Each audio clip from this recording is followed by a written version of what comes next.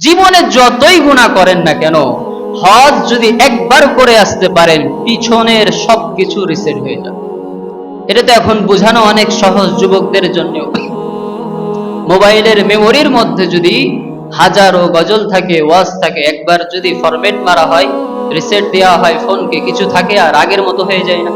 তো ঠিক আল্লাহ রাব্বুল আলামিনকে রাজি খুশি করার উদ্দেশ্যে যেই বান্দা হজ করবে, আল্লাহ পাক সেই বান্দার যদি গুনাহ না করে থাকে কোনো প্রকার, তাকে তার বাড়িতে ফেরত দেবে একেবারে ছোট্ট বাচ্চার মতো নিষ্পাপ করে। বলেন তো দেখি, জীবনে গুনাহ কার কার হয় নাই?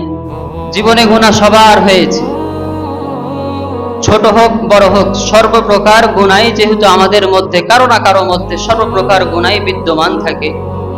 এজন্য আপনাদের কাছে অনুরোধ জানাইতে চাই, আজকের এই মাহফিলের মধ্যে হজের কথা যে শুনলেন, আপনারা বলতে পারেন যে হুজুর জিলকদ জিলহজ এই মাসগুলো তো হজের মাস, আপনি শাওয়ালটা ধরছেন কেন?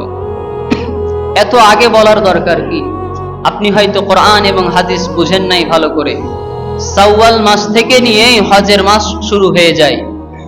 ওই যে যেই দিন ঈদ করলেন রমজানের, সেই দিন থেকে নিয়ে হজের মাস শুরু।